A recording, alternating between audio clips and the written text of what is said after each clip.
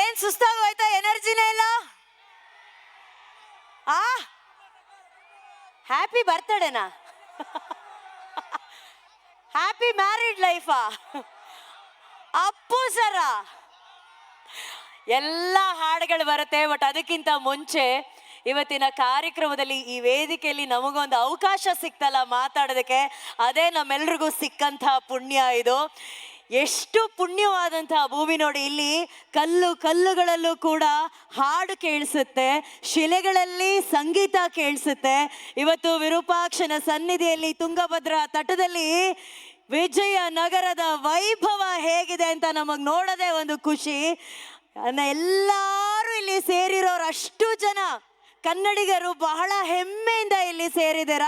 ವಿಶ್ವವಿಖ್ಯಾತ ಹಂಪಿಯ ಮಣ್ಣಿನ ಪುನೀತ ಕನ್ನಡಿಗರಿಗೆ ಮತ್ತೊಮ್ಮೆ ಮಗದೊಮ್ಮೆ ಹಂಪಿ ಉತ್ಸವಕ್ಕೆ ಆತ್ಮೀಯವಾದ ಸ್ವಾಗತ, ಸುಸ್ವಾಗತ.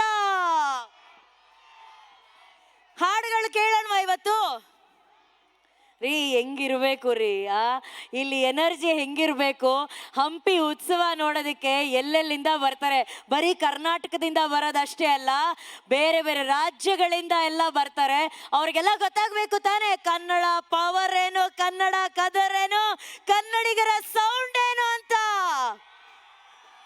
ಅದು ಈ ಕಡೆ ಮಾತ್ರ ನನಗೆ ಸೌಂಡ್ ಕೇಳ್ತಾ ಇದೆಯಲ್ಲ, ಆ ಕಡೆ ಯಾರು ಮಾತಾಡ್ತಾ ಇಲ್ಲ. ಅಲ್ಲಿ ಲೆಫ್ಟ್ ಸೈಡ್ ಅಲ್ಲಿ ಏನೋ ಕಾಲ ಚೇಂಜ್ ಆಗ್ಬಿಡುತ್ತೆ. ಹೆಣ್ಮಕ್ಳು ನನಗೆ ಹಾರ್ಟ್ ತೋರಿಸ್ತವ್ರೆ, ಗಂಡು ಮಕ್ಳು ತೋರಿಸ್ಬೇಕಾಗಿತ್ತು ಹಾರ್ಟು. ಪರವಾಗಿಲ್ಲ. Love you love you love you so much. Okay, ಇನ್ನು ಸ್ವಲ್ಪ ಹೊತ್ತಿನಲ್ಲಿ ನಿಮಗಾಗಿ ಹಾಡುಗಳನ್ನು ಹಾಡೋದಕ್ಕೆ ಸಿಕ್ಕಾಪಟ್ಟೆ ಗಾಯಕರು ಬರ್ತಾರೆ. ಡ್ಯಾನ್ಸ್ ಇರುತ್ತೆ, ಮಾತಿರುತ್ತೆ, ಮೋಜು ಮಸ್ತಿ ಎಲ್ಲ ಇರುತ್ತೆ. ನಿಮ್ಮನ್ನ ರಂಜಿಸೋದಕ್ಕೆ ವಿಶ್ವವಿಖ್ಯಾತ ವಿಜಯ್ ಪ್ರಕಾಶ್ ಸರ್ ಅವರು ಬರ್ತಾರೆ ಅವರ ತಂಡದ ಜೊತೆ. ಆ ಟೈಮಲ್ಲೆಲ್ಲ ನಾವು ಜೈ ಹೋ ಅನ್ಲೇಬೇಕು. ಓಕೆನಾ? ಓಕೆ, ಈಗ ಕನ್ನಡದಲ್ಲಿ ಒಂದು ವಿಭಿನ್ನವಾದಂತಹ ಧ್ವನಿ.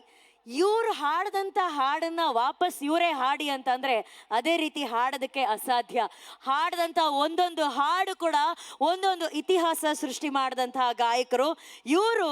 ಕನ್ನಡದಲ್ಲಿ ಬಹಳಷ್ಟು ಸೂಪರ್ ಹಿಟ್ ಹಾಡುಗಳನ್ನು ಹಾಡಿ ನಂತರ ಆ ಹಾಡನ್ನು ಇವತ್ತಿಗೂ ಕೂಡ ಎಷ್ಟೋ ಗಾಯಕರು ಎಷ್ಟೋ ವೇದಿಕೆಗಳಲ್ಲಿ ಹಾಡುವಂಥ ಪ್ರಯತ್ನ ಮಾಡಿದಾಗ ಅವರ ಹಾಗೆ ಹಾಡೋದಿದೆಯಲ್ಲ, ಅದೇ ಒಂದು ದೊಡ್ಡ ಚಾಲೆಂಜು.